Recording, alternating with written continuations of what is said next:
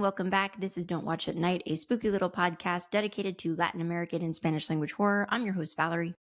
And I'm Veronica. Veronica, welcome to our 60th episode. Hard to believe that we're at 60 already. That's pretty cool. How are you doing? Okay. Tired, you said? Yeah. You taught today? Yeah, I teach 2 classes on Sunday mornings. I wake up at 7. So I don't get to ever sleep in anymore. Yeah. I wake up at 5 on weekdays to go to work and 7 a.m. on Saturdays and Sundays to go teach. Are you still loving it, or is it like... No, I mean, I like it. I enjoy it once I'm there. I just don't like the waking up in the morning part. You're becoming one of those morning exercise people. Before you know it, you're going to be one of those people out there at like the butt crack of dawn, working out in the darkness. No. How are you doing? Was that this week that you fell and scraped your knees? Yeah. So find something else to do, Valerie. Find something else. So I was outside running, guys. I went out for a run. It was maybe my second week, my second run back from following my period of being sick, and I texted a picture to the family text thread because I fell while running on the side. And when I was trying to explain it to people, it's like when you fall and your like forward momentum is going, you just skid across the sidewalk, and I fell in front of a restaurant full of people. Did anybody come out to help you?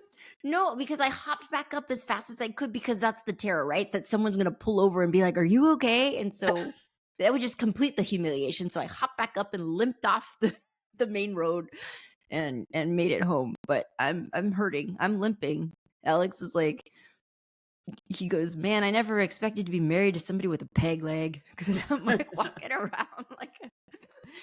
So the other day, I think it might have been the same day or maybe the day after, you texted that picture of both your knees like pretty badly skinned, bloodied.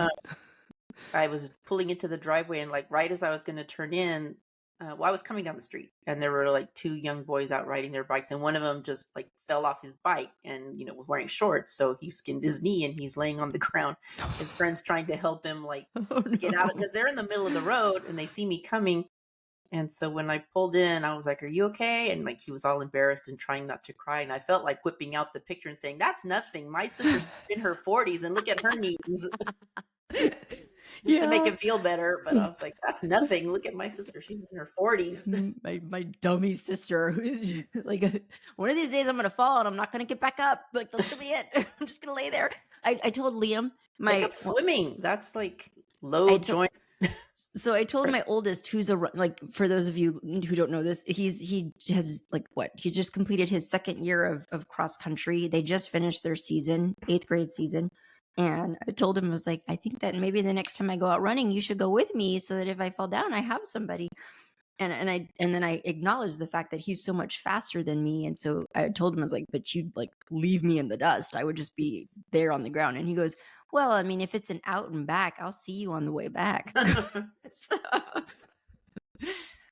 Anyway, okay. Yeah. So happy 60th to us. And I told Ron, I don't know if you saw it, Ron, but in the outline, I thought it might be fun, very quickly, not going to take up too much time, but I thought it would be fun to play a little game of this or that, which is notoriously, apparently, a very popular anniversary game for couples. I've never played it. I doubt that you guys have played it, but so it's this or that, where typically you'd ask the couples coffee or tea, all of these things to try and get to know whatever, establish how well how well you know your spouse, maybe, or something like that. But for the purposes of this, I thought it might be fun for us to take a look at some of the movies we've watched. Let me screen share, because now that I can do this, I think it'll go better for you. Because you'll see pictures. I never remember the names of these movies. So this is our Letterboxd list, which we link for you guys in show notes every episode. But if you go to our Letterboxd list, you can see every single movie that we've published an episode on for the general public. And so I'm going to ask you, this is going to be lightning round. We're just going to do 5 questions, and you and I are both going to give our answers. And so then based off of how we answer, we'll build this is Veronica's list of movies to celebrate our 60th anniversary. This is Valerie's list of movies to celebrate our 60th. So, real quickly, Veronica, in the game of this or that, Devil's Backbone or Wreck? Devil's Backbone. Okay. Okay. And then I'll go back and make a list. Okay. So I think for me, I would also choose Devil's Backbone. How about this one? Veronica or La Arona? Veronica. Okay, because I have to choose myself. good for you. I'm gonna go for La Arona because that movie just stuck with me. Still stays with me. Okay, let's see. What about When Evil Lurks or Tigers Are Not Afraid? Oh, that's a hard one because When Evil Lurks had some good jump scares, but It was good. When Tigers Are Not Afraid was a heart. It was yeah. What is that? Heartbreaker. Yeah. Are you going with that one? Yeah. Okay. That is a hard one. I am so partial to Issa Lopez, so I got to go Tigers Are Not Afraid. But When Evil Lurks is by far. Okay, what about this? When Evil Lurks or Terrified, his other one that we've watched. Which one was Terrified? Remember, Terrified was so messed up. You had to explain it to me because I didn't get it. I mean, I see the poster there, but it's not jogging my memory as far as remember remember the dead boy that they dig up? There's like a dead boy at the table. Remember that? Oh yeah. Okay. That was a good one too. That was a good one, but I didn't quite understand it. So for me, it would be When Evil Lurks. That's a hard one. I'm gonna go Terrified just to round it out. To pick the other one. Okay. And this is gonna be ones that are okay. Elementary, or I had an idea of what I was gonna hit you with on this one, and then I lost it. Elementary or The Darkness. These were two movies you liked a lot. That's a hard one too. I can't remember if we're on number 4 or number 5. We might do one more and then call it. That's a hard one. It's very close, but I'll go Elementary. Okay. I'll go Darkness just because just to be different. But Elementary was also pretty good. Okay, last one. Let's see. We got to go something zombie related. Mech zombies. And this will be silly. This will be stupid. Mech zombies or summer camp? I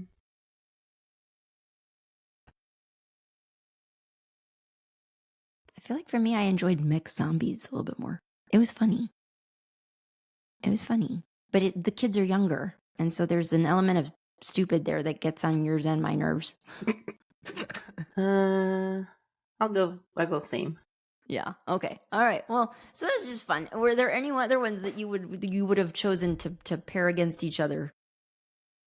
I was thinking about Piggy and something to pair it with, but I can't remember what my thought was.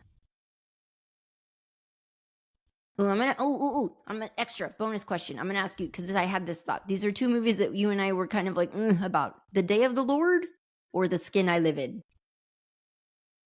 Ugh. They're both just ugh. I mean, I think you got to go The Skin I Live In. At least, it's not quite so. Yeah, gross and disgusting in different ways. Yeah, I mean, disturbing in different ways, but yeah, disturbing in different ways. Yeah. Thank you for reminding me of that other movie. What other movie? The Day of the Lord. Oh, The Day of the Lord. And I didn't even watch that scene. I fast forwarded through.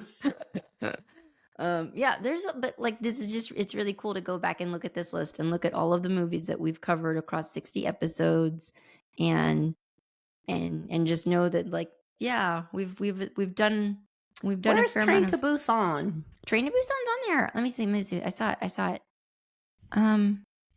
Right here. Right next to Tigers Are Not Afraid. And we watched The Ritual. Where's Tigers Are Not Afraid? I don't see that one. Right here. Where? Are you looking? Yes, but I don't see a cursor if you're trying to point to something. Okay. No. You don't see the cursor. Okay. It's right next to Planet Terror. Do you see? Oh, okay. Now I see it. Okay. Yeah. Sorry. I'm like, it's right here. I'm pointing. Okay. All right. Anyway. Okay. Great. So we'll move on from that. Let me go ahead and stop share. How do I stop share? Hold on. Why isn't it? Oh, right here? There we go. I'm tech challenged. Okay.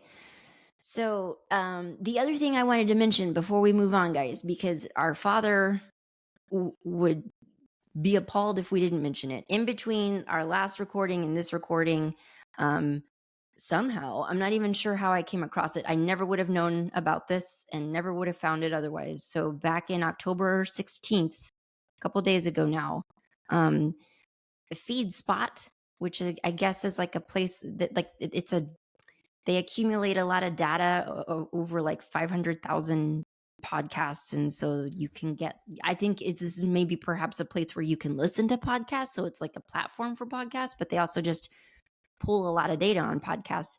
And so they put out a list, and I don't know how these lists get generated. They do tell you a little bit about it, but this was a list that was published this week. I'll share it with you, Ron. 5 best Latino horror podcasts to follow in 2025, and we're on it, which is pretty cool. When did he tell you this? Well, no, I found the list and I shared it with you guys, and our dad was like, in all caps, he's like, you have to talk about this on the podcast. Oh, okay. So anyway, yeah, so they were looking for Latino horror podcasters.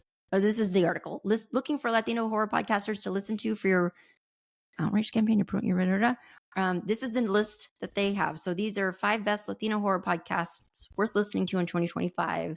I thought it talked about like how it accumulated this, what it was based on. But anyway, number 1, Not Another Spooky Podcast. This is hosted by Mandy Spooks and somebody who goes by the name Rabbit. And so they focus on Latino stories. So whether it's a Latina horror the hosts are a Latina horror screenwriter and a Latino. He identifies as a gay ginger Latino. Scream, analyze, and celebrate the blood-soaked brilliance of new releases.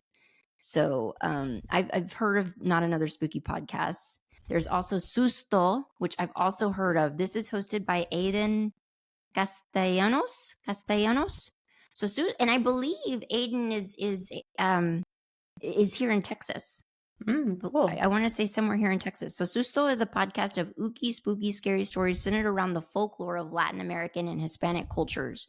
And this person has had profiles done in like Texas Standard, and I think Texas Standard is affiliated with NPR. So NPR, to repeat myself, but that's why I believe they're based here in Texas, and they've done some episodes on Texas-specific lore, which is really cool, particularly lore as it relates to the RGV.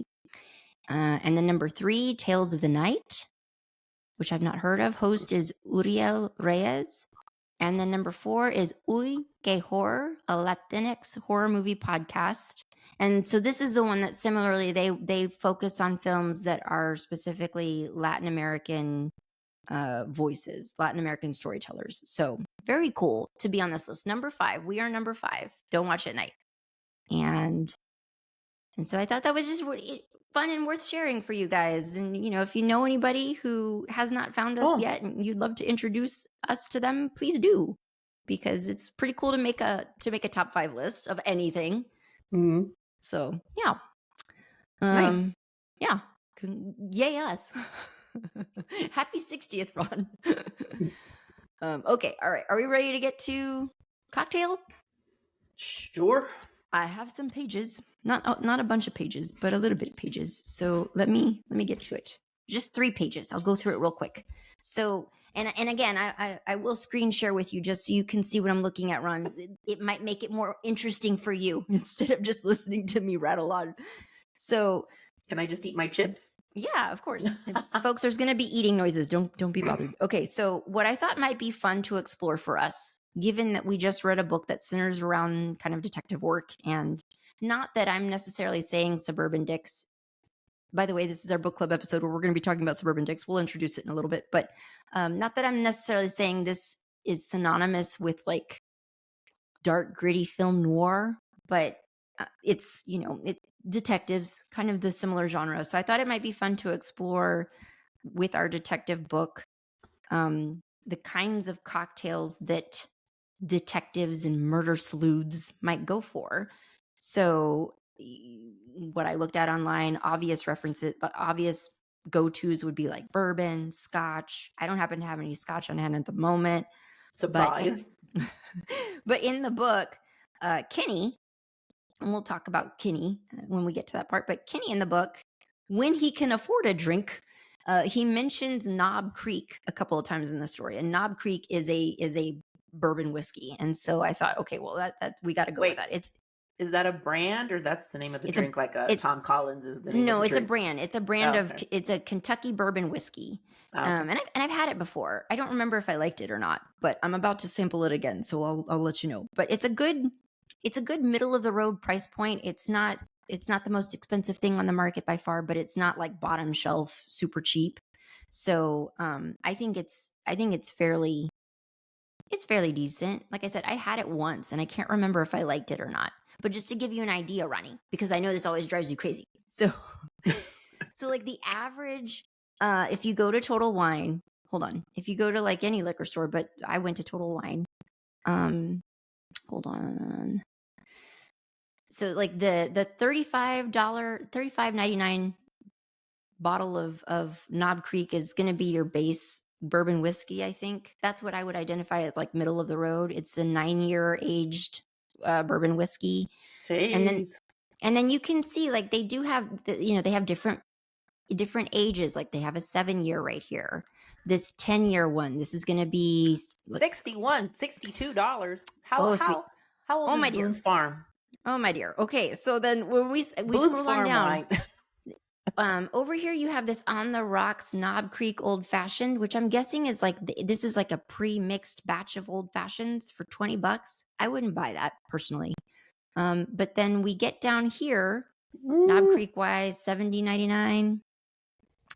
This $18 bottle, I don't know why this is marked differently. Maybe it's smaller, but their most expensive bottle, if you scroll all the way down here, is an 18-year bourbon, Knob Creek, for no. $165. Why would you pay that much for something you're gonna pee out in like 20 minutes? Like why? Uh, I mm, mean, I have not had. I wouldn't pay the $35 for something I'm gonna pee out in I haven't. 20 Well, minutes. no, I will tell you why. This is my philosophy. You want to go middle of the road because if you pay for a bottom shelf experience, Veronica, you will have a bottom shelf second day. You will have a bottom shelf morning the morning after. So $35 is respectable. I've never had a $165 bottle of bourbon, so I wouldn't know. I couldn't tell you what that's like. But 18 years, 18-year aged. That means it was Mm, aged for 18 years, Ron. well, duh, like, no. Anyway, so I just wanted to show those price points to Ron because I know it always makes her head explode. But I came across a couple of fun resources for you guys that we'll share in show notes. There's a really fun blog post from 2019 over on a blog called Mystery Fanfare that's maintained by a Janet Rudolph, who's like a mistress of mystery. And so we'll share that for you guys. But the one I'm going to be talking about right now is one that came out on Entertainment Weekly in 2023. And it's about a book by Eddie Muller called Noir Bar, Cocktails Inspired by the World of Film Noir. And Eddie Muller, is the host of Noir Alley on Turner Classic Movies. And he also heads up a foundation called Film Noir Foundation. And they do a lot of fun stuff like film noir festivals and film preservation work. So I think that's kind of cool. Um, I used to watch stuff on Turner Classic Movies, but we don't have like basic cable anymore, so I don't get that channel. But yeah. Do you ever watch Turner Classic Movies? I don't have time to watch a lot of anything. Was it? No, I think it was AMC back in the day that used to air something called Friday Fright Nights, and every Friday they would do like the late night horror movies. Like they would just have them on. Like you could watch old school stuff like Cujo and stuff like that.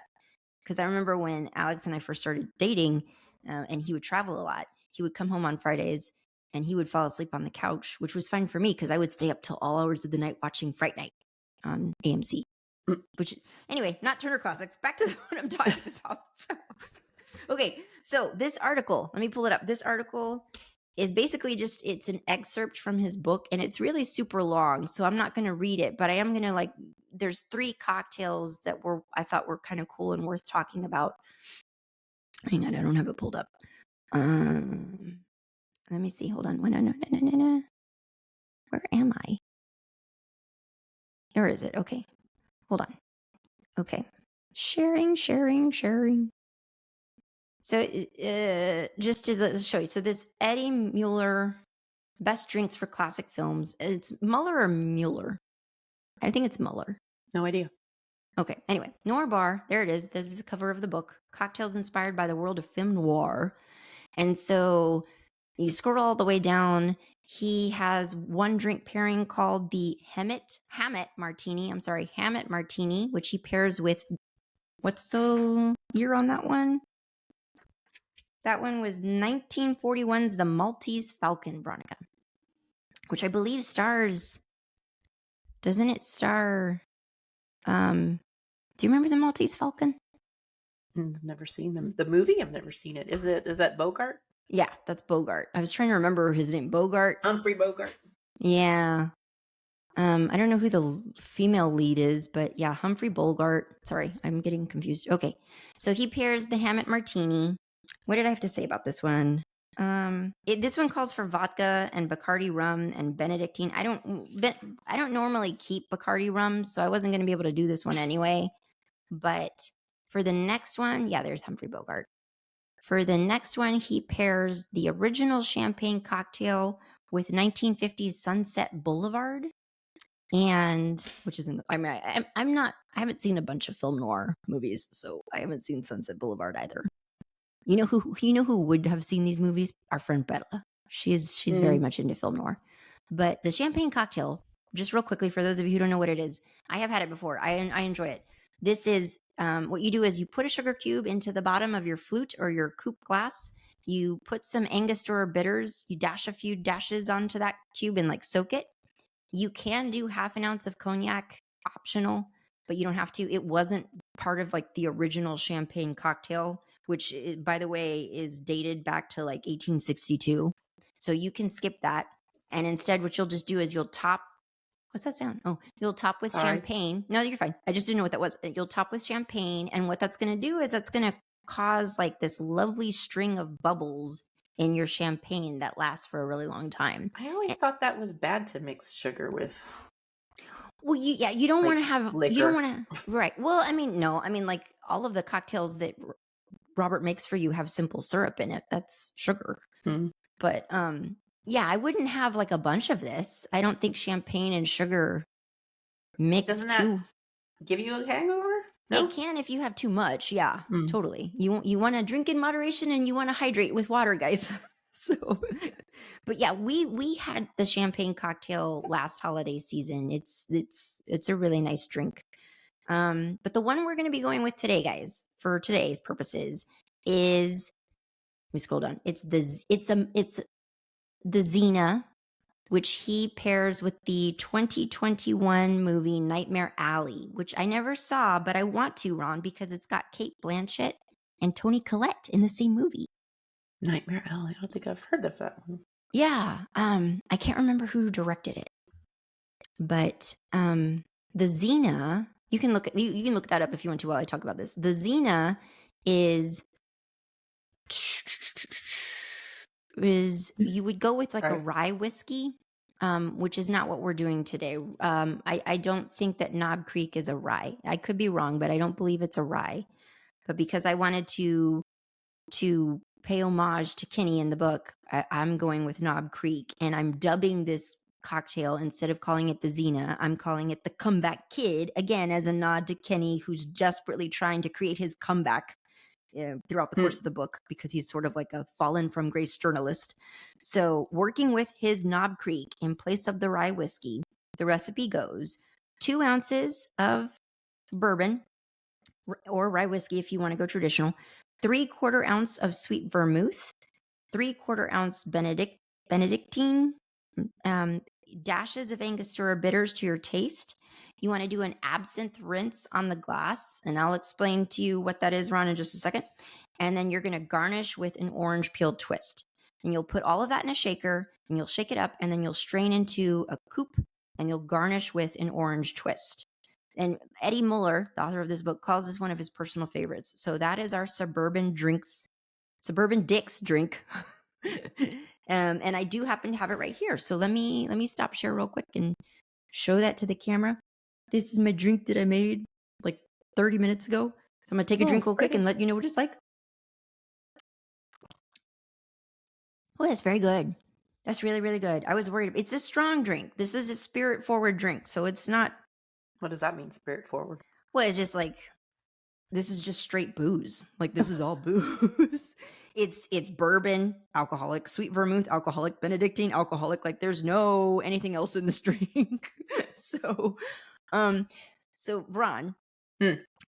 and anyone else who doesn't know what I mean when I say absinthe rinse, basically what you do is you take a bottle of absinthe, you're going to pour like a splash into your glass and then swirl it around, let it coat the whole glass, and then you'll dump it. You're not even going to drink that. It's just really for you grab that essence of absinthe flavor that coats the glass. And so then when you pour your cocktail in, that absinthe is very strong. It's very potent. So it's going to come through and you definitely taste it. So it's really good. Sounds like a poison. Well, yeah. Like back in the day, absinthe was the one that it's like you would drink it and you would see the green fairy, like supposedly way, way back in the day, the early days of absinthe. There's absinthe bars, both in New Orleans and there's an absinthe bar here in Austin. So, yeah, that's our drink. And for a mocktail version, real quickly, just to run you guys through that, and then we'll get to the moment at hand. With a mocktail version of this drink, I just want to point out there's some help. There's a lot of substitutes that I found online for folks. Firstly, you can get a non-alcoholic or zero proof bourbon substitute anywhere. There's so many varieties. I personally have tried a brand called Spiritless Kentucky 74, and I thought that was reasonably tasty. And then you can even get sweet vermouth substitutes. So for that, you might try Lear's Rosso or the Spirit of Vermouth Rosso. These are both non-alcoholic options. Lear's also has an absinthe alternative as well. And then Benedictine substitutes, you could try something like Gia, which is Gia Original Flavor. And that's a woman-owned brand. And then there's lots of non-alcoholic bitters out there, including the brand All the Bitters. So grab any of those options and experiment, and you can build a beautiful, complex mocktail. So that's it. That's my spiel. All right. Okay. Well, and we can get to it. We didn't talk about you want me to introduce it? The Didn't book? necessarily. The book, yeah. Okay. My laptop is like it's frozen. Okay, my friends, here we go. So, there will be like our automated thing at the beginning of the episode talking about book club being, a spoilers heavy episode. But just to reiterate here, if you haven't read this book, we are going to spoil it for you. If you don't mind that, go ahead. If not, please stop, finish the book, and then come back. So, we read Suburban Dicks by Fabian Nicieza. And so here's a little bit about it. From the co-creator of Deadpool comes a hilarious, entertaining debut featuring two unlikely and unforgettable amateur sleuths, an engrossing and entertaining murder mystery full of skewering social commentary. Andy Stern, or Andrea Stern, thought she'd solved her final homicide. She was once a budding FBI profiler, but she gave up her career to raise her 4, soon-to-be 5 children in West Windsor, New Jersey. One day, between soccer games, recitals, and trips to the local pool, a very pregnant Andy pulls into a gas station and stumbles across a murder scene. She soon crosses paths with a disgraced local journalist, Kenneth Lee, who also has everything to prove in solving the case. A string of unusual occurrences and eventually body parts surface around town, and the two uncover simmering racial tensions and a decades-old conspiracy. So, Veronica finished this book way ahead of me. A first. You did audiobook, right? Yes. Okay. And so how did you listen to it? Like on the way to work or what? Yeah, since I have like hour commutes almost practically everywhere. Mm-hmm. Actually, do you know, as a total, non sequitur, just to go off the beaten path here for a minute. Yeah. One night that I was coming home, because they've been doing construction on 35. Well, actually, the city's doing construction on all the major highways, so you're always like reading about 4.5 hours to get home one night. Wow. Ron, why didn't you pull over and like grab dinner? I was stuck. It took me an hour just to go 1 mile. I was rage texting Robert most of the time. By some grace of God. You could have run out of gas. Well, true. But by some grace of God, the real miracle was that I didn't have to go to the bathroom too badly. Because usually I have to go like every 20, 30 minutes. But anyway, Yeah. back to the book. Okay. Well, okay, So so that's Ron, when I finished it so fast because I was just in the car. I'm in the car a lot now. I know I texted her one day and I was like, what did I say? I think it was like, I think I'm in part 2 or something like that. And you're like, I finished it Thursday. I was like, oh, well, damn. Okay. And I was like working hard to get to where I was. So I finished it maybe like 2 or 3 days ago. But yeah, so Ron, give me your feedback. What did you think of this book? I mean, it was okay. I enjoyed it for the most part. The audiobook was, the narrator did a really good job with the voices and acting it out. So Mhm. I didn't have a problem with the writing. I think there were some real stretches of logic leaps, connecting Okay. dots, and I was really kind of found Andy mostly annoying. Okay. Okay. Like, And I'll get I, to this, not all the time, but just I'll get to when we get more into details about things. okay. Yeah. I Um, mean, I have some thoughts on her as well. What did you think of Kenny or um, Kenneth? Yeah. I mean, I thought he Journalist. was okay. He, Yeah. made some bad choices, but he owned up to it. And I Yeah. mean, he was kind of like, he didn't present himself as being some altruistic person. He definitely had his own agenda for doing things. Although I do think by the end he was um, a little more invested in doing something because it was the right thing to do. But Yeah. Yeah. I mean, he was Um, okay. yeah. And it's worth noting, guys, like this book was a deliberate departure from the books we've read up in book club up to this point. So we specifically sought out something that wasn't going to necessarily be like classic horror or even anywhere kind of in the vein of horror. Mm. I wouldn't qualify this as this is a mystery, like a murder mystery. It's a mystery thriller. If you can even call it a thriller. I mean, it wasn't like there's enough lightheartedness in the book and Hmm. enough sarcastic humor in the book that it's just like at no point did I feel scared or No, tense or whatever. no, it's pretty So much straight up just a mystery. yeah. Did you find any of that dry humor in it, or was it just sort of not as strong as you were anticipating it to be, funny wise? Um, I mean, I saw where the attempt was to be humorous, and I certainly think it probably came across better Hmm. listening to the audiobook than if I was trying to read it on my own. Um,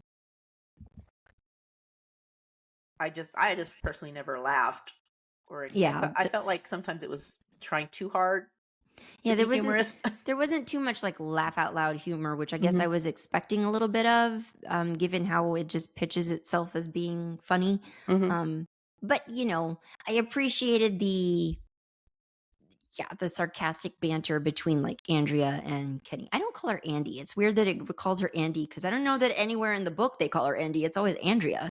Yeah, But Stern is her maiden name, right? And it's Andrea. I don't remember. I didn't Yeah. even remember her name was Andy. Okay, so Coming in today, I was like, I don't even remember the main characters' names. here's what I was going to ask you because I read the ebook and I highlighted passages on my ebook. Hmm. And I don't know how to access those highlighted passages, Ron. How do I get to those? What do we do? Oh, I can go to my highlights. Highlight. Oh, okay. I see it. How do I I was do that? trying to remember what this interface looks like on a Kindle because mine's been Yeah. dead. I need to find a new charger to buy a new Okay. charger Yeah. Because for I it. highlighted things because I was like, okay, well, I'm going to highlight in case I want to talk about this later. And then I was just like, I don't even know how you access that. I'm not good with ebooks, guys. And so that was the other thing. It, once again, has nothing to do with the story. It has everything to do with the format. Because I did ebook, it took me a long time to get into this book because I just dragged butt on reading ebooks. But then when I finally did get into it, it was a good story. It does pull you in, and chapters are quick. It moves Hmm. fast, so it's very easy to read through. Even though it's a big book, it's got like 3 parts to it, but you blow through it pretty quick. So yeah, okay. Now I know how to access the highlights. Wow. Well, now I'm Right. going to highlight all the time. So, which ones So, did you highlight? um, Like to discuss?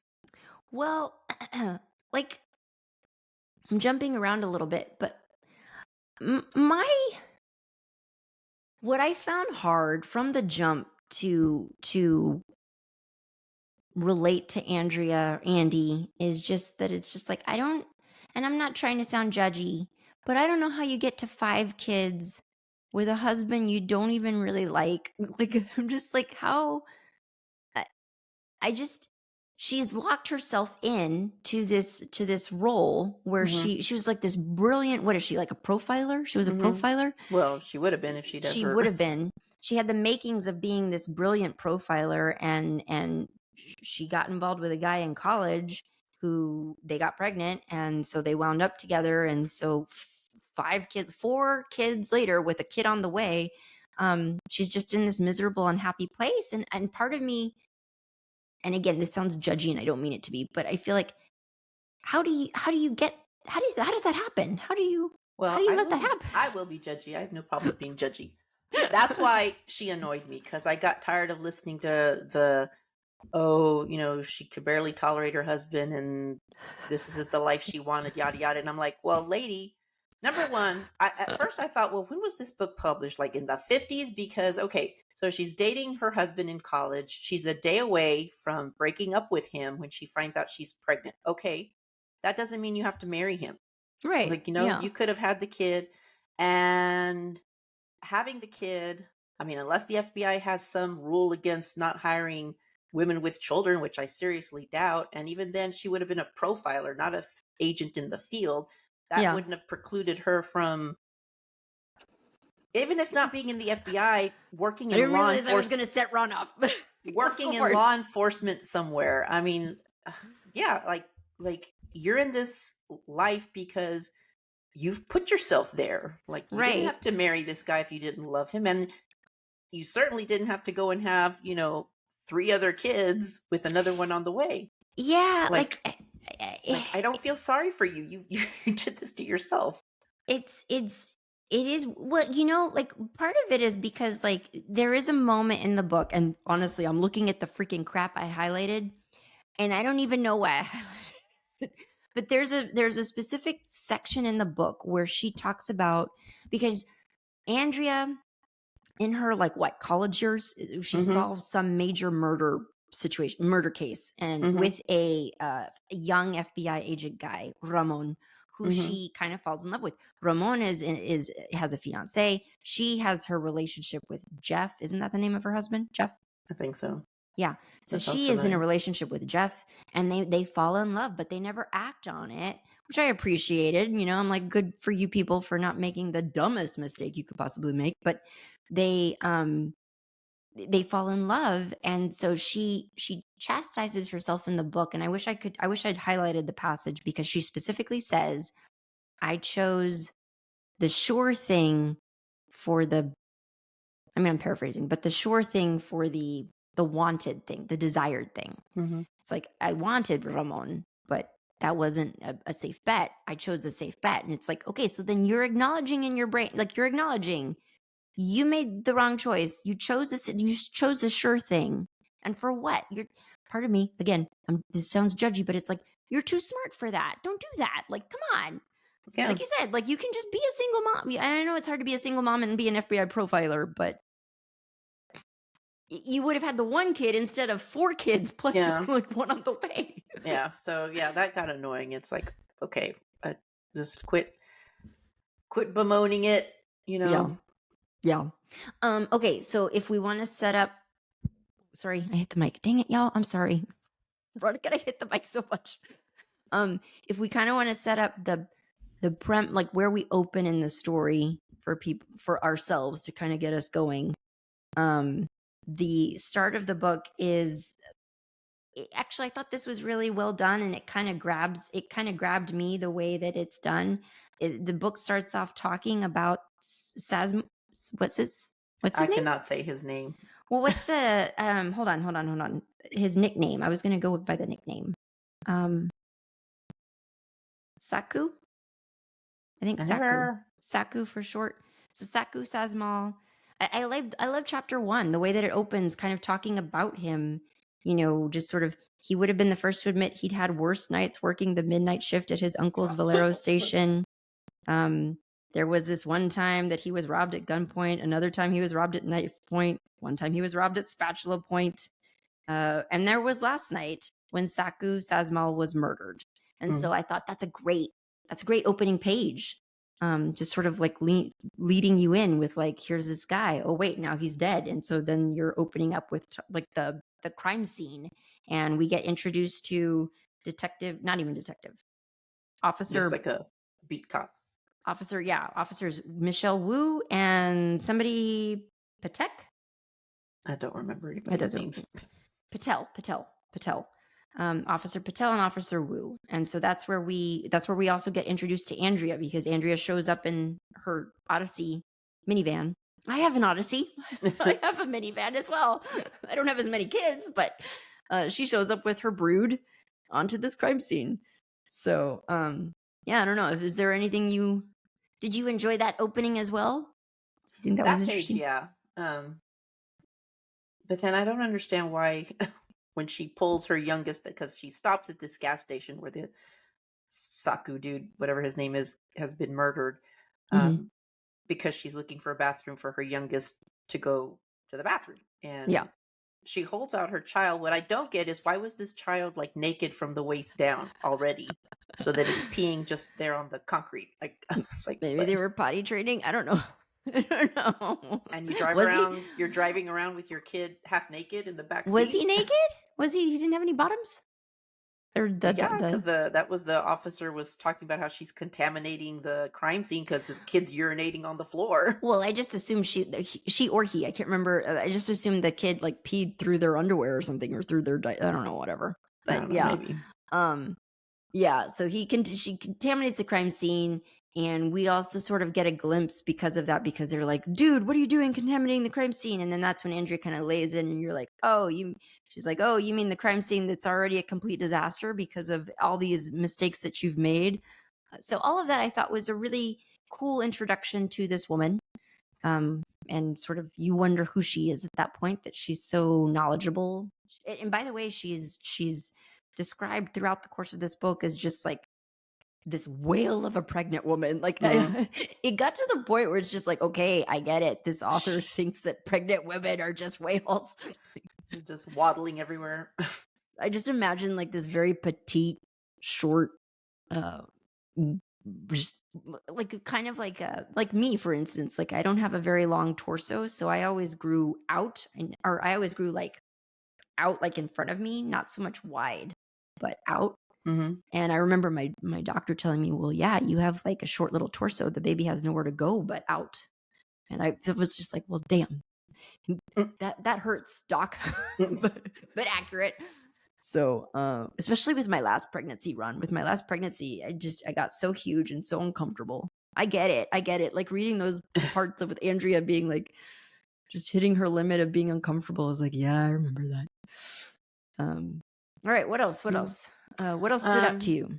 Did it it felt to me like Kenny's character kind of got sidelined by the end. It was like Andrea Yes. was running everything and going to which, you have 4 children, and Mm-hmm. it's like she keeps palming them off on friends. And that's a lot of kids to look after, especially Yeah. kids, people who have their own kids. And Right. she just like kept palming them off on other people to watch. And I even did. I Kenny at one point, Eric, who and doesn't like kids.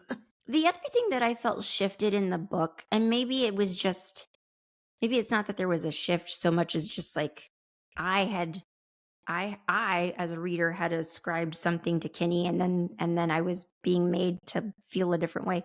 But I didn't necessarily think Kenny was such a asshole opportunist in the start of the book. Like I always thought he was a reasonably good guy, just trying. Well, I never thought he gets like He gets he ta- portrayed that he way. gets he talks about himself that way. But even in the course of the book, I never saw him as Yeah. that much of an asshole. Like, he kept Right. talking about how, I'm just an asshole, but I was like, I didn't really see that. I didn't see that. If anything, I saw how he kept trying to reach out to, what was that policeman's name? Benjamin, Benjamin. the youngest of Beck, yeah, He kept trying to reach out, and yeah, he was trying to get a story, but I and don't trying to know. redeem himself. But it's Yeah, like, but also that's the job. Like that's yeah. the job of a reporter, is to be sort of in your face and pushing for the truth. So I didn't necessarily ever identify him as a jackass, and yet like by the end of the book, I just felt like the way that characters would talk about him and the way that the narrator would sort of comment or like narrate it just made me feel like I'm supposed to think he's a jackass, and I don't. And Mm-mm. I don't feel like that's fair to Yeah. Kenny. But yeah. Yeah, I So thought it's that kind one of too. funny that for both our main characters, I think it was set up so that we were supposed to view them a certain way, and it almost flipped. Like we're Yeah. supposed to think Andy's this, brilliant, person, but she's made all these idiotic personal life Right. choices. So I'm like, Yeah. how smart are you? And that's not to, and that's not to say she's not good at her job. Like she is good, but it's just Mm-hmm. like, yeah, you've allowed your life to become a train wreck, and at a certain point, you should maybe have some accountability for that. Yeah. Some self-awareness. I want to see some self-awareness on her part, and Mm. I don't feel like it's there. I feel like she's just like, oh, this happened to me, and I could have been this and this and this, and it's like, well, you still could. You're like in Although your now, 40s, now it's really going to be hard because now you're going to have 5 kids, right? whereas you would have just have the one. But anyway, um, Okay. So the Debecs, because I had a hard time keeping, because they're all B's. I had a hard time keeping them straight. So the Benjamin's the young one, mhm. the son. The father is, what's the father's name? I feel like he's the grandfather is Bradley Debec. I want to say it's Bradley, but I don't remember I get the father, the chief doesn't really factor in, I guess, too much in the story. It's really a story between the racist grandfather and Benjamin, the son. What did you the think of that? gay grandson. Yeah, what did you think of so like uh in the lead up to reading about this book, the blurbs and stuff that we'd read on it, talking about simmering racial tensions prevalent in this town. What did you think of that? Because I initially in the story I was wondering when that was going to crop up, and then it does, and it does in a really strong way throughout much of the story. What did you think of all those racial um just the racial I hate to say racial tensions, but for lack of another way to say it, racial tensions, um Um, wh- just the well, mindsets of people. I mean, that's real life. That's nothing surprising. And Hmm. the crime that happened, however many years ago, that was the original crime. Um, But and then like what I found so interesting, because so this town, which is a real town by the way, and this is a real West Windsor is the town that this author um moved to and lived in, and but he is very adamant that like everyone in this story is fictional. He wasn't necessarily writing the story to like dog West Windsor in any way, but what I found really interesting reading the story was just like in the modern day time, not the initial murder, but the modern day times is just like what I would describe as a lot of what we would call microaggressions now. mhm, Just like the subtle ways in which quote unquote nice people, nice suburban people are ignorant and will, say things that are offensive and racist, and maybe not even necessarily always intending to be racist and offensive. But mhm, I'm talking about like the younger people, not the old people. The old mhm, people are fully freaking racist, but like the younger people in this story that just say the dumb thing, the senseless, insensitive thing, and so that was very, I guess, like hits close to home, because I mean I think we probably get exposed to that in our own day to day. mhm. Certainly here in my little community. I don't know about you, but um, Well, there's lots of Hispanics in San Antonio. Not to say that those things don't happen. What I did find kind of like, well, how, convenient, for lack of a better word, is how um all the people that had the body parts buried on their land or adjacent to their land and who were denied pool permits all happened to be Indian. yes, It's like, well, that's yeah, convenient. It's like yeah. whatever. Well, yeah, and I mean, like, yeah, I like sort of, I mean, for purposes of the plot, that's one of those things where you're like, oh, it's written this way for, reasons because the plot needs it to be this way, not because it, you know, really makes well, so sense. yeah, so like to lay it out for people in the story, um, I don't know, how do we lay that out in the story? So Like, when did the original crime happen? Was it the 50s?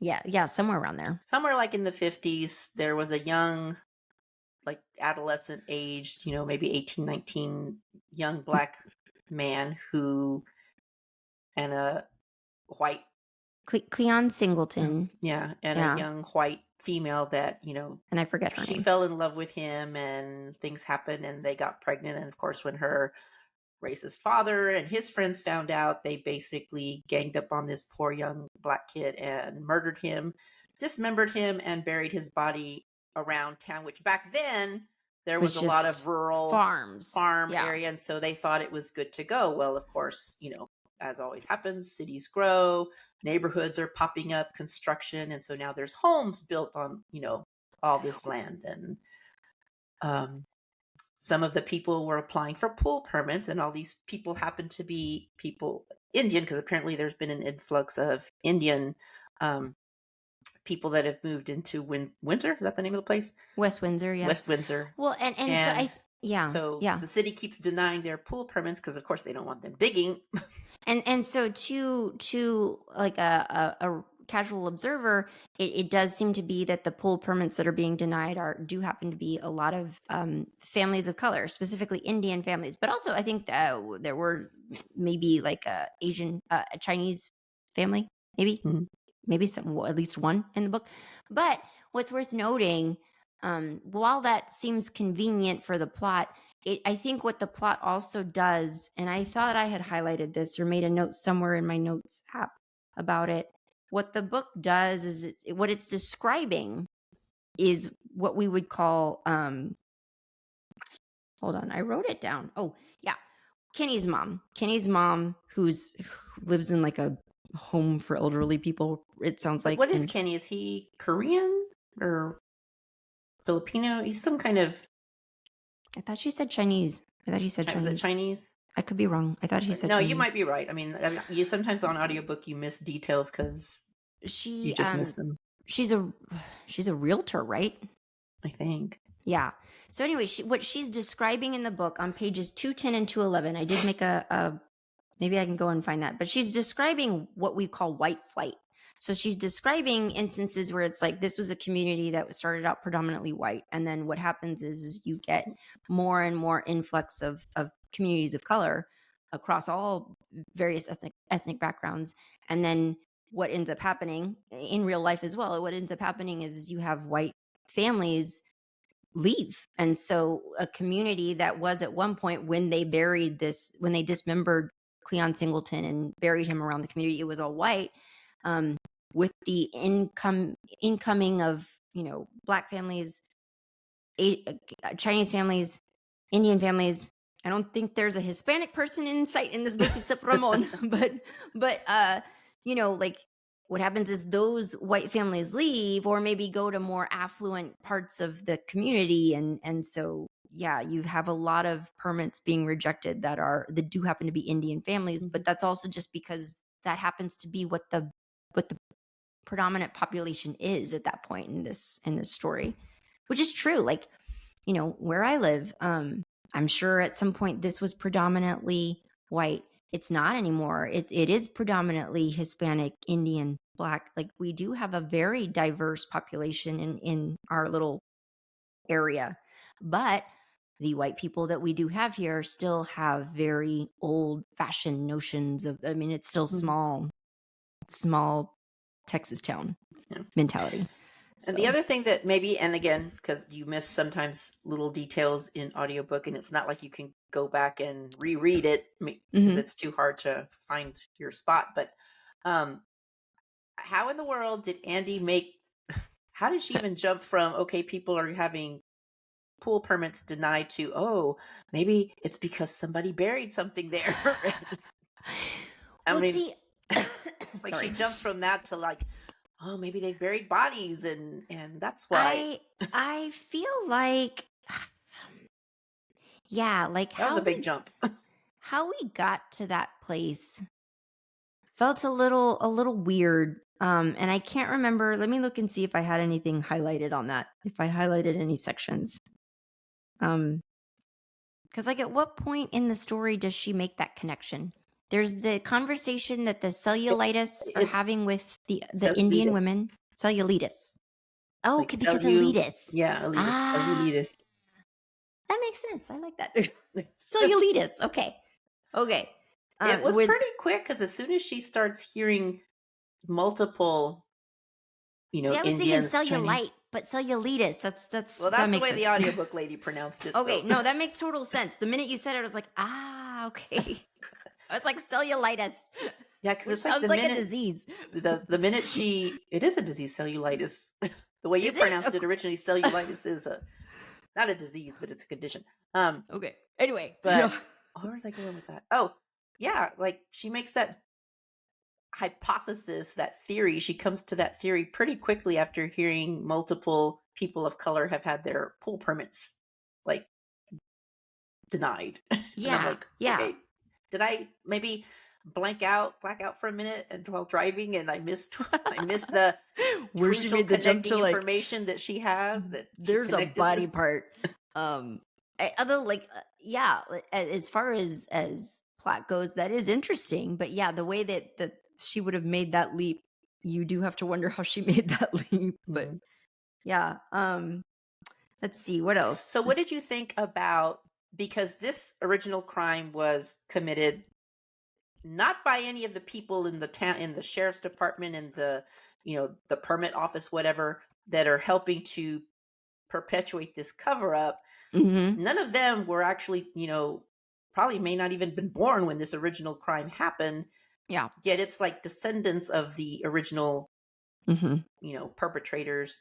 Yeah. That, like, what did you think of them doing that? Like, I would not feel personally shamed or responsible if, like, if I discovered that my grandfather murdered somebody. I mean, like, Yeah. okay, that's not me.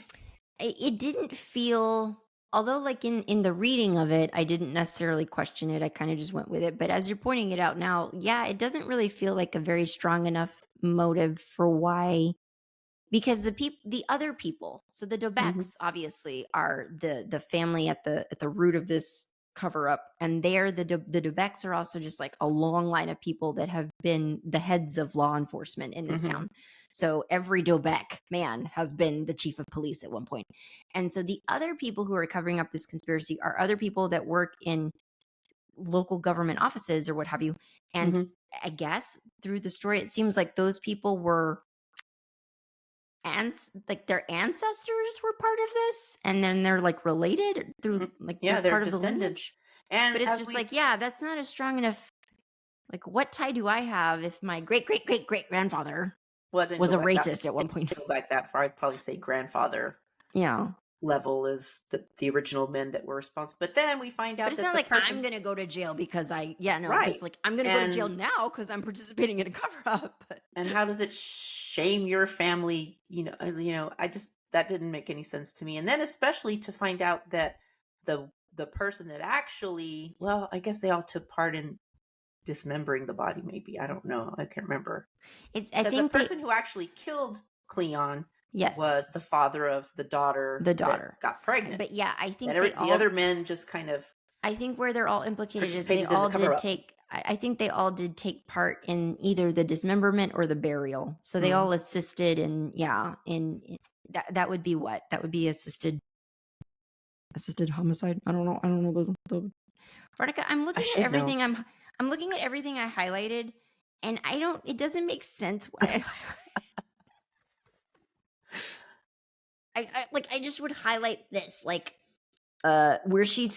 where Andrea looks at her husband and Kenny, and then at Gary, who is looking at the open fridge for something to eat, and she's like, I have the makings of a task force. So she enlists all of her local, Andrea enlists all of her friends, all of the people, and she's just like, I'm gonna single-handedly get a task force. I don't really understand why I highlighted some of the things I highlighted.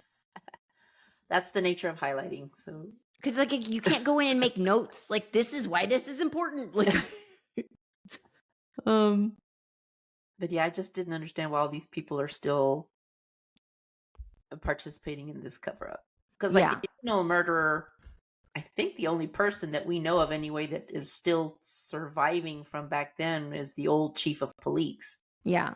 Yeah. And The Dobek, the yeah, senior Dobek who's in the nursing home. everybody else is like, it's just the descendants of those people. So I'm like, why are you even participating in the cover up anymore? So what did you think about, again, we're jumping all over the place, but like with Benjamin Dobek, with the Hmm. youngest, with the grandson, who does happen to be gay, and he is closeted at this point. Hmm. His grandfather obviously knows, but his father, who is the current chief of police, suspects, but maybe doesn't know for sure. Who knows? But regardless, Benjamin has not come out. And so, what did you think of the book ultimately making him the murderer of Sazmal? Saku. That Saku was Sazmal. that was disappointing. I really didn't want it to be him. And Do you feel I like didn't understand why he did it. Like, right? your It just grandfather is so hateful to and you know you. it, and you know he is, and it's like, Yeah. why would you I mean, choose to he's do that? degrading you the night of when you're trying to take him home because Mm-hmm. originally the grandfather was going over there to kill Saku, um, and gets caught, or pulled over by police. And I don't know if he's like I early think he hit a dementia or curb. whatever, a little Yeah, I addled think he hit or a drunk or curb. something. Yeah. Um, but like, he's being so hateful to you that night on the drive home. Like, I don't understand why Why you he would did do what it? he did at Right, all. It didn't right. make any sense to me at all. It's very disappointing. And even in the book, it's like, his first mistake was this, his second mistake was this, and then in a long line of bad choices. And it's like, but I wanted m- I Break, wanted yeah, a breakthrough for him. Yeah, like yeah. a Break that cycle. Break away from your toxic family. It's like, yeah. yeah, so I was You're disappointing. yeah, yeah. And I almost wonder if that was the because it felt so like it just didn't make sense why he would do that. Mhm. And so I don't know if it was maybe a case where the author was initially intending to go in a different direction, like maybe was intending for it to have been the grandfather, but Mhm. then for whatever reason switched gears at kind of the 11th hour and Yeah. decided. But it just didn't make sense. I just don't understand why he would have done that. Right. Right. Like, Um murder someone who who has never done absolutely anything to you. yeah. I mean, that's the other thing is there's like just the chapter where it's Benjamin flashing back and we're seeing what went down that night and exactly how, what uh order of things happened that fell into place for him to ultimately commit this murder. And so then when we're getting to the moment where he drives up to the gas station and is interacting with Saku, it's just so freaking sad because you're just Yeah. like, this is you doing something you never would have wanted to do on your own, and to a person who absolutely didn't deserve it, and Hmm. you know and has no idea what's going on. So yeah, it So was it yeah, was that it was was a little heartbreaking. disappointing. What did you think of the ending? I was expecting there to be a little bit more things. Like, I did not expect it. I know this is part one. There is a second book out, guys, called, I forget what it's called. I'll look it up for here in a second. But I didn't expect it to end quite so cliffhanger. What was the? I don't remember what it is. So the ending of the book is where Andrea is showing up at a press conference that the governor has scheduled, and she's getting ready to get up and speak, and essentially her water Oh, breaks. her She goes water into breaks. labor, Mm. and then it ends, and I was like, well, I was expecting for a little bit more closure than that. I guess I will have to read the not necessarily for the show, but do you feel like this is a series you would read more of Mm. just to know what happens next? Or I do you not mean, care?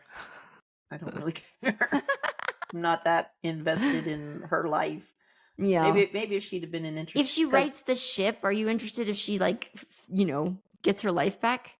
The second title of the second book makes me wonder if like she's going to end up a widow, because what is it called? The self-made widow. So I'm like, is she going to like off her husband and that's how she gets out of this situation? no, I think that's something to do with the murder suspect. Oh, maybe Because I so. think Yeah. I was reading the uh, blurb for the next book. Yeah. When was this published? Back in 2021. That would have made the second book published in 2022. So the likelihood that there's ever going to be any more besides those two are not high if it's been that long. Do you wait? The likelihood between Kenny and do you think that the is this the second book revolve around Kenny and Andrea as well? Like, are they the Suburban Dicks? Yeah, it's the husband of Queen Bee. Molly Good is found dead. Oh, So okay. it's a self-made widow is the murder suspect. It mentions him. Okay. Mentions Kenny? Yeah. Okay. He's enjoying a rehabilitated image after his success as Andy's sidekick. Okay. So, I mean, I don't know. I mean, I'm not opposed to reading it, but what am I trying to say? I would have to know that Andy's not going to spend another book bemoaning her life choices. Her predicament. Yeah, like, well, and like you said, like, although I don't know where it could go because she and her husband, like, it's like she barely tolerates him.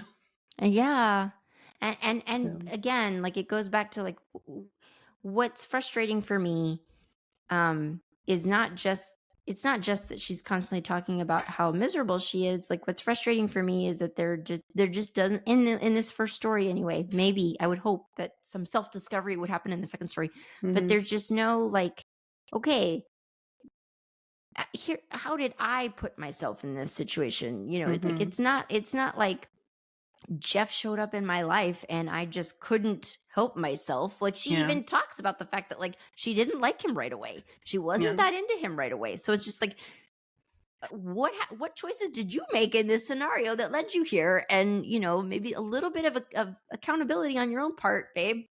Like, this is how we get free, Andrea. This is how we liberate ourselves. Like, so yeah. But I mean, like, were there other characters that stood out to you in this story? What did you think of Ramon? What did you think of Ramon? So Ramon is the FBI agent who Andrea has a like long-standing crush on. And I mean, he was okay. There wasn't really much written about him. Are you grateful that like the author didn't work in any kind of illicit romance between those two? How could he? I mean, Andrea's like, you know, a whale. on the verge of giving birth. A self-described whale. Okay, I don't think she's a whale. Like, she thinks she's a whale. And apparently, he's married and is expecting his own first child. So, like, it would have been very crass if that had happened. I'm like, what would be the attraction to a woman who's heavily pregnant and has 4 small children? They're like all under the age of, I think her oldest was 10. Right. So, like, if I was a man, I wouldn't want to walk into that. You're like, no, thank you. No, thank you. The other thing that I kind of found interesting in the story was like, I was not anticipating off of the ending of chapter 1. I wasn't anticipating the world that we were going to go into. So I was not anticipating that Andrea and Jeff they're affluent. Like, at one point they were more affluent. Like, another reason why I don't feel sorry for her. At one point she says how they only have, what was it, $14,000 or $18,000 in the bank. I'm like, and their downhoused house that they've never lived here anywhere small since college was like what? Yeah, 3,000 square foot home. It's like, she even calls it herself a McMansion at one point. And like, okay, you're really toughing it out, you know. Like, she describes, like, they get home from chapter 1. They get home. The kids go out to the backyard. She just, what I seem to recall is that she describes this lovely backyard terrace and the huge backyard. There's a pond. There's all this crap. So I was just like, oh, she's rich. Like, she's wealthy. Yeah. Apparently her husband, Jeff, was like in finance and, you know, probably worth a few million, but turns out he was embezzling money or stealing money from clients. I don't know. Anyway. Yeah. So disgraced in that sense. And so they've downsized, air quotes, downsized to just a regular McMansion. Now you're really just pissing me off.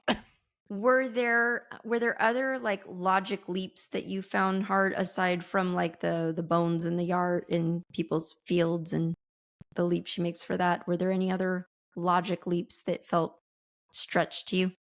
I'm trying to remember.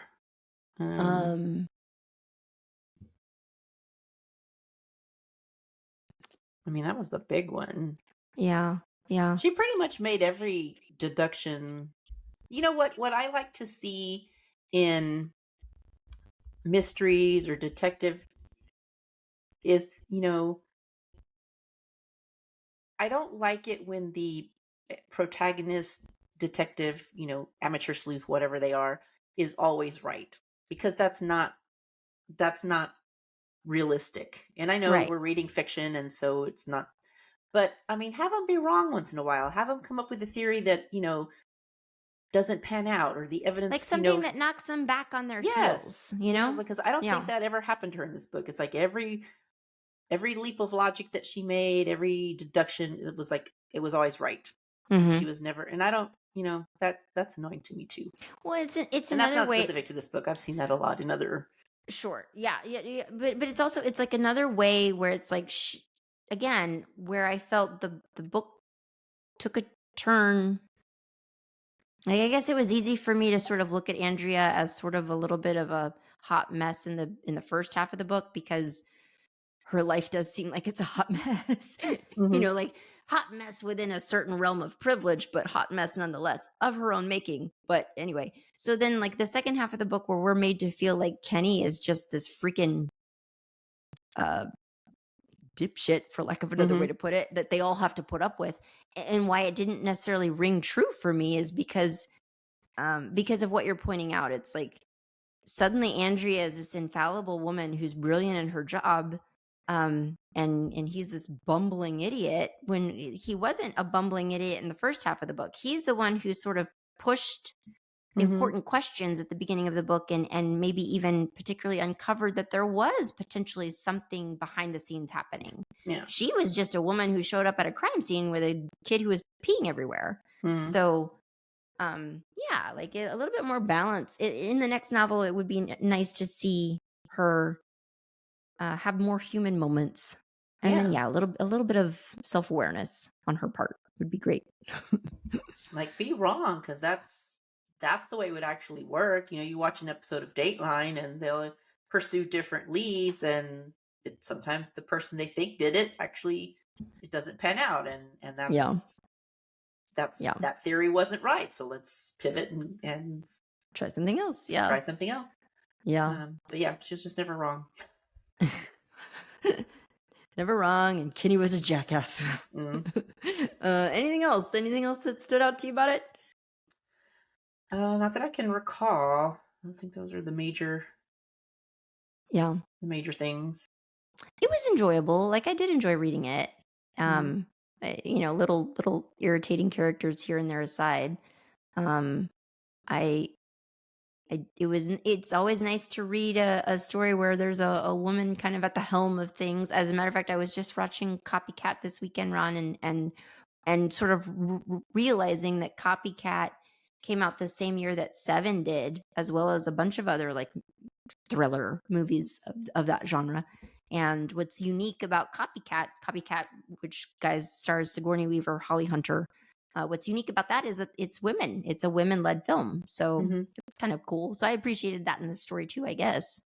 Um, so yeah, it was an enjoyable read, an easy read, and I think if you guys are into fun little whodunits, then this will be up your alley. And if you're into books that are like a series, like I said, this is the first of what is at least two and potentially more to come. So I doubt there's going to be more, because generally books in series, they come out once a year.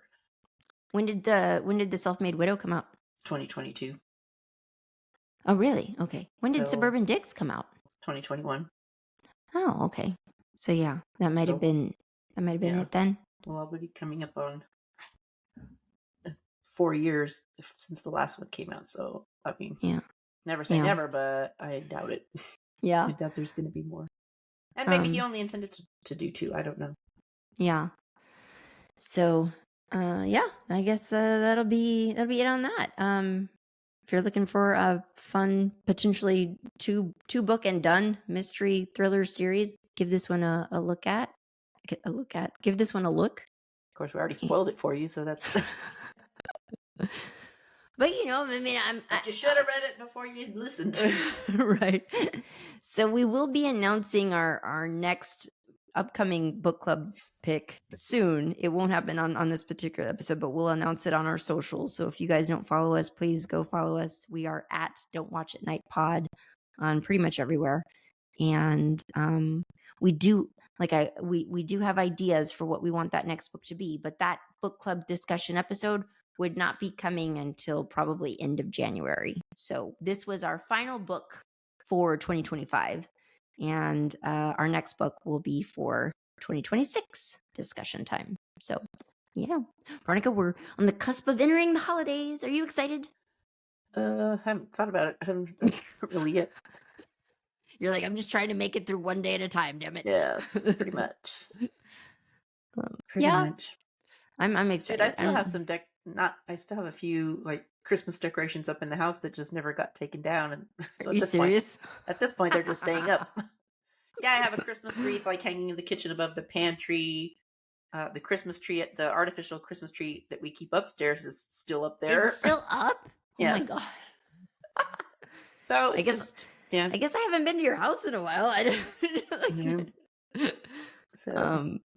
Well, you might as well just keep it. You could have made it a Halloween tree this whole That's season. What I've had some people tell me you should just decorate it like for the seasons throughout the year, like a Halloween tree or a fall tree, and then a spring tree, Easter, whatever. But shout out to our cousin Nana, who every year she'll take the Christmas tree and she'll turn it into like a New Year's tree, which I think is cool. She'll decorate it with like New Year's stuff.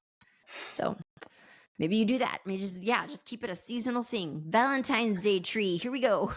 It just sounds like a lot of extra work. All right. Well, is there anything else you wanted to say, or have we said it all? I can't think of anything. Okay, my friends. Well, that'll be it for this episode then, and look for our next book club pick to be posted soon. And that's it. This will be final episode for October. Happy Halloween. And when we see you again, we'll be in November. Right? I'm pretty sure. Yep. So, okay. Thank you so much for listening, guys, and we'll see you next time.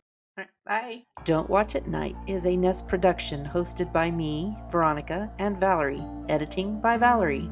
Music by Omar Chakor. Production support for this episode provided by Lorenzo Villarreal and Alex Street. Listen to new episodes of Don't Watch at Night every other Monday, and don't forget to give us a rate and review. It's the best way to help us grow.